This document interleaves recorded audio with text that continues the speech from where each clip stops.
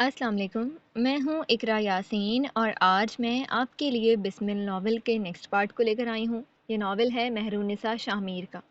تو دیر کیے بنا جلدی سے آ جاتے ہیں ناول کی جانب۔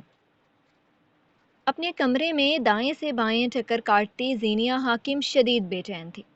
کیا وہ مر چکا ہوگا؟ کیا وہ واقعی مر گیا ہوگا؟ کسی نے اس کا فون بھی تو بند کر دیا تھا۔ وہ آخر کس سے پوچھے، کیا پوچھے؟ بالآخر اس نے اپنا موبائل اٹھایا، سفید پڑتے چہرے کو ہاتھ پھیر کر کمپوز کیا، بلاک لسٹ سے ایک نمبر نکالا اور اب اس کی انگلیاں ویڈو نامی شخص کو میسج کر رہی تھیں۔ یہاں سے کئی میل دور اسلام آباد کے ایک نجی ہسپتال کے ICU کے باہر کیس کمبیر بینچ پر بیٹھا تھا۔ بال بکھرے ہوئے تھے، چہرہ پیلا پھٹک، آنکھیں مردود۔ اس کا برینڈڈ کوٹ بینچ پر پڑا اپنی ناقدری کو رو رہا تھا۔ شرٹ سلوٹ زدہ تھی اور جگہ جگہ سرخ دھبے تھے۔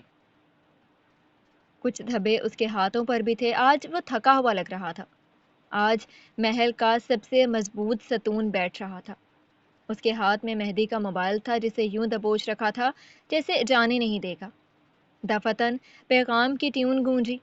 کیس چونک کر سیدھا ہوا تھا۔ اگر زندہ ہیں تو یس لکھیں ورنہ میری فاتحہ راستے میں ہے۔ بڑی تمیز سے ایک بدتمیزانہ سوال کیا گیا تھا۔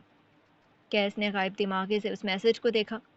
کئی لمحے وہ سوچتا رہا، پھر اس کی انگلیوں نے کچھ لکھا تھا۔ اگر وہ زندہ رہا تو بازو میں گولی لگنے کی وجہ سے لکھ نہیں سکتا۔ اگر مر گیا ہے تو تمہاری فاتح نہیں چاہیے اسے۔ خون آلود ہاتھوں سے جواب لکھا۔ اس کی آنکھوں کے آگے ابھی بھی وہی منظر تھا۔ وہ دفتر میں تھا، مقصود اسے ترہم سے دیکھ رہے تھے، عبداللہ دور کہیں خلاؤں میں دیکھ رہا تھا۔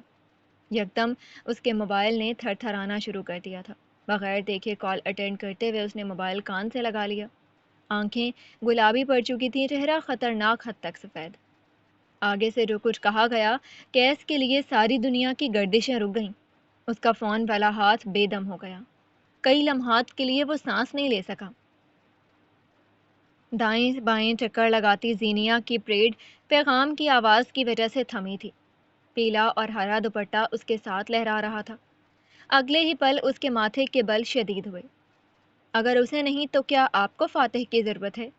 چند پل بعد سکرین پھر روشن ہوئی۔ مجھے فاتحہ بھی نہیں بچا سکتی۔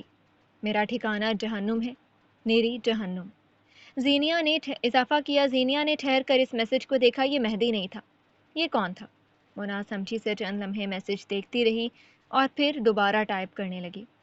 جب تک سانس ہے، جنت جہنم کا فیصلہ تمہارے پاس ہے۔ سانس ٹوٹی، امید ٹوٹی۔